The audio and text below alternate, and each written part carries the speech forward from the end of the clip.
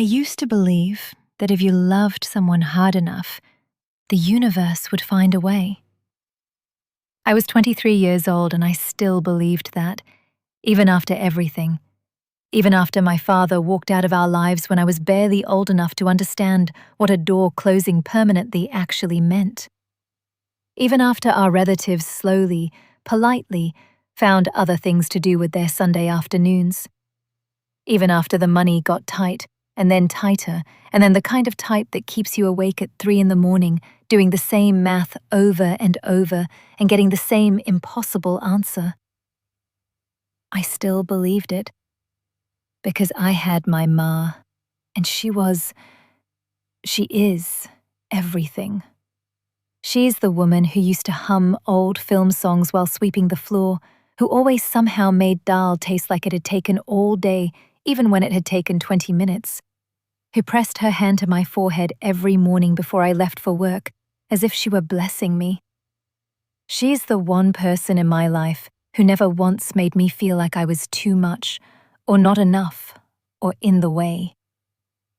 She's the reason I got the job at Malhotra Core Industries, the reason I pushed myself, the reason I stayed late and arrived early and smiled at people I did not particularly want to smile at. She was the reason. She was always the reason. And she was the reason I was sitting in a hospital corridor at 10 o'clock on a Tuesday night, still in my office clothes, watching the doctor's face and trying to read it before he spoke. "The tumor has grown significantly," he said. "We need to operate. Soon. The longer we wait." He did not finish that sentence. He did not need to. I already knew the number before he told me. I had been quietly preparing myself for it, building a wall inside my chest, brick by brick, so the number would hit the wall and not me. But when he said it, the wall did not hold. I stood outside the hospital that night and I cried. Properly. The kind of crying where your whole body shakes and you cannot tell if you are breathing or drowning. I cried for my ma on that bed, with her grey-streaked hair and her IV line and her face so peaceful in sleep that it looked like she didn't know. I cried for the little girl I used to be, the one who thought if you just tried hard enough, things would work out. I cried because I was so tired. I was just so incredibly, completely tired. And then I stopped. I wiped my face, I straightened my shoulders, and I started thinking. I tried everything. The bank said no. I had no property, no collateral, no credit history substantial enough. My uncle, technically my family, practically a stranger, listened to me on the phone for 4 minutes and then told me he was sorry. He really was. But times were difficult for everyone right now. I called in every favor I had. I looked into every loan, every scheme, every possibility. I made spreadsheets at midnight. I stared at numbers until they stopped making sense. The money was simply not there. And it was not going to be there. Not in the time we had. I remember sitting at my desk at work, 3 days after the diagnosis, pretending to review a quarterly report, while actually doing the same impossible calculation for the 47th time.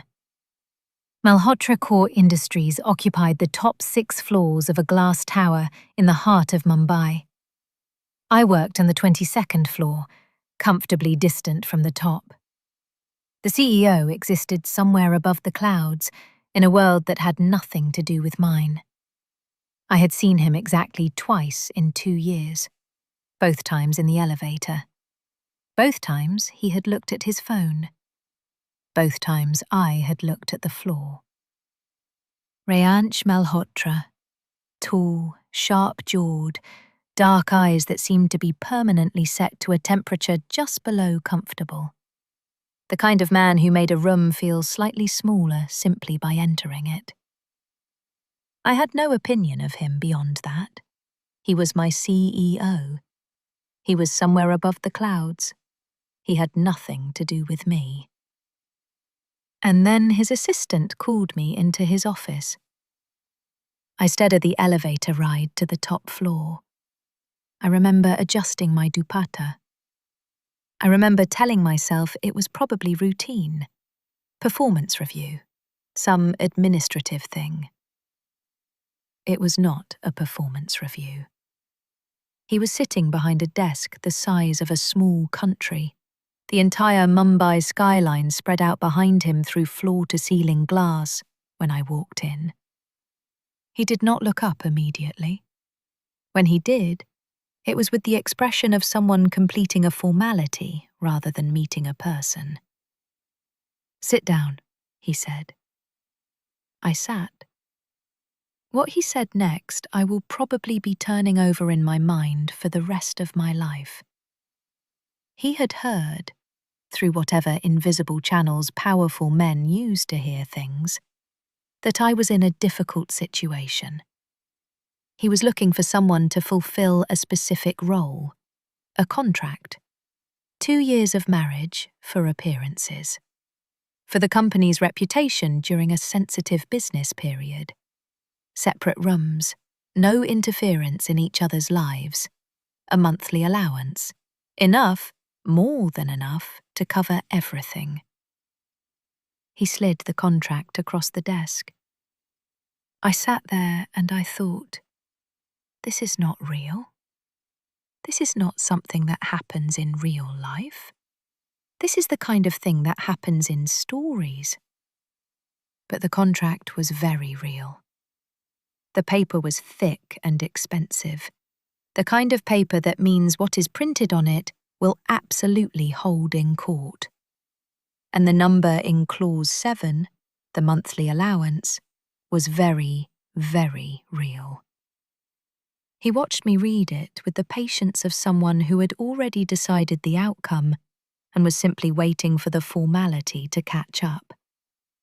"Sign on page 12, he said when I reached the end. I picked up the pen. My hands were steady. I don't know how. I looked at the line for my signature and I thought of my ma's face, her hand on my forehead every morning. This is for her. Only for her. Nothing else. I signed. I went home that evening and sat on the edge of my bed for a long time. I had always imagined, in the small, secret way that girls imagine things they would never say aloud, that if I ever got married, it would be to someone who looked at me like I was worth looking at. Someone who laughed easily, someone whose hands were warm, someone who, on the day we signed whatever papers needed signing, might be nervous, might be hopeful, might feel something. Reyansh Malhotra had already been looking at his phone before I reached the door. I thought about the way he had said, "Sign on page 12." Not asked, said. Like I was a business decision. Like I was a line item in a quarterly report. And I thought, what kind of person does this? What kind of man sits behind a desk and offers a stranger a contract for marriage and feels absolutely nothing about it? What had happened to him to make him like that? I pushed the thought away. It was not my business. He was not my business. This was a deal. 2 years, clean and simple. I lay down and stared at the ceiling for a very long time. I did not sleep. On the morning of my wedding, Khushi arrived at 7 o'clock with her arms full of flowers and her eyes already wet. That is the thing about best friends. You cannot hide from them. Not really. Khushi knew. Payal knew.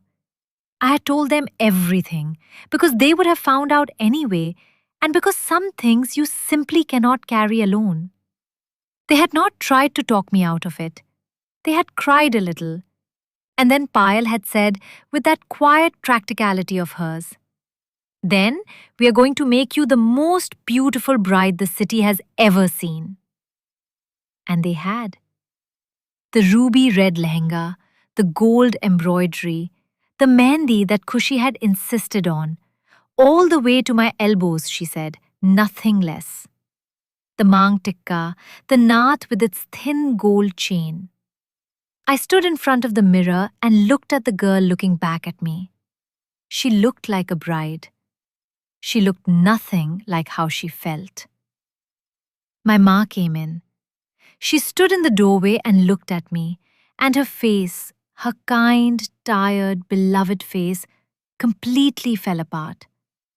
Not from sadness, from something bigger than sadness, from a love that had no name for what it was feeling. She crossed the room and held me, and I pressed my face against her shoulder and let myself feel it. Just for a moment, just in her arms.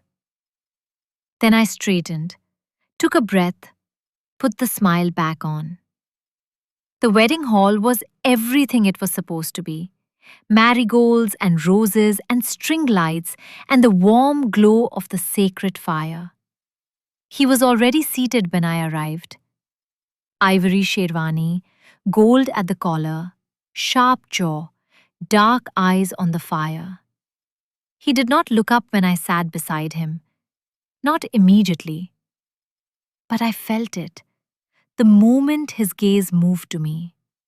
Felt it the way you feel someone enter a room even when your back is turned.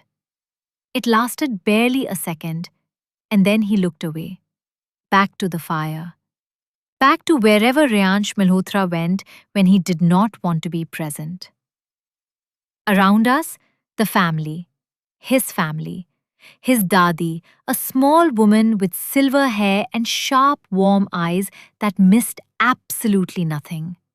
She watched the ceremony with the expression of someone who has prayed a long time for something and is now watching it happen. His stepsister Maya, young, easy smiling, the kind of person whose warmth is reflexive, who cannot help being kind. And his stepmother, elegant, polished, her heavy gold jewelry catching every light, her smile perfectly placed. She looked at me the way someone looks at a new acquisition, assessing whether it will hold its value. I smiled at everyone. It was a very good smile. I had been practicing it. The Pandit said, "Son, put the Mangal Sutra." I felt him move behind me, felt the cool weight of the Mangal Sutra settle at my collarbone. I had not expected it to feel like anything. It felt like something. Not something romantic, not something warm, just the sudden physical weight of a decision made real. The way a door sounds different once it is actually locked. Something irrevocable, settling. I looked down at my hands, the mehndi, the gold bangles, the fire. I did not cry. I had promised myself I would not cry. Ania's interior voice, exactly what I expected from a man like him. Beautiful, expensive, perfectly designed. Cold. Everything had its place. Nothing was unnecessary. The furniture was the kind that looks like it has never been touched and does not want to be. He walked in first. Of course he did. He looked at me once, just once, in the center of that living room. And I thought, for one irrational moment, that he might say something. That this strange, impossible day might end with something almost human. "You'll sleep on the couch," he said, and walked into the bedroom. Right. I sat down on the sofa. The lehenga settled around me in its full, ridiculous weight. The chandelier above me was genuinely beautiful. The city outside the window was genuinely beautiful. I was genuinely, completely alone. I found myself thinking about him, which I had not expected. I had prepared myself for many things about this arrangement: the awkwardness, the silence, the practical inconvenience of sharing a space with a stranger. I had not prepared myself for the particular quality of his coldness. It was not the coldness of cruelty. It was something else, something more like distance. Like a man standing on the opposite side of a very wide river, watching you from the far bank. Not unkind, simply elsewhere. What had made him like that? What had happened, or not happened, or been taken away, to produce a person who could sit in a boardroom and offer marriage like a business acquisition and feel, apparently, nothing? I told myself it did not matter. It was not my business to wonder about Rayansh Malhotra. But the wondering started anyway. His father's house was grand and warm, in the way that old money sometimes is, the warmth of generations settling into walls and floors. His father himself was formal, in the way that some men are formal, not unkind, just contained. He greeted me with a nod that held respect without familiarity. The stepmother was all elegance and careful warmth that I could not quite see behind. She blessed me when I touched her feet, her jeweled hand on my head, her smile practiced and wide. I thanked her and meant it. I did not yet know what I did not know. But Dadi pulled my hands into hers and looked at me like she had been waiting for me. Maya hugged me like we were already sisters. I had not expected that. I had not expected anyone in that house to look at me like I was welcome. I found myself smiling, a real one, small and involuntary. The first real smile of the day. He told me to sleep in the bedroom that night. Just like that. No explanation, no warmth. You go inside the room. I'll sleep here. And then he was already moving toward the sofa. I stood in the bedroom doorway for a moment. The bed was large and white and perfectly made. The city spread itself out in gold and blue beyond the window. I changed into something comfortable, and I sat on the edge of the bed, and I thought about the day. He was not what I had expected. I had prepared myself for arrogance, the particular cruelty of powerful men who know they are powerful. I had prepared myself for dismissal, for being treated as furniture, for the cold mechanics of a transaction. I had not prepared myself for the way he had looked at me in that boardroom. Not the cold appraisal of the contract moment, but the later moment, the small one, when I had said something honest and something had passed behind his eyes before he shut it away. I had not prepared myself for the way he had looked in that 1 second at his father's house, watching me laugh, not knowing I could see him. I had not prepared myself for the possibility that there might be something in there, behind the walls, behind the cold, something old and careful and quietly hurting. Or maybe I was imagining it. Maybe I was just a girl who had married a stranger and was lying in his apartment in a city that was not mine yet, trying to find something human in a situation that was purely transactional. Maybe. But the wondering would not stop. What are you, Rayansh Malhotra? What happened to you? She fell asleep before she found any answers. She would spend a long time looking for them, and somewhere on the sofa in the living room, behind the closed bedroom door, a man who had built walls so high he had forgotten what was on the other side of them, lay awake and did not sleep either.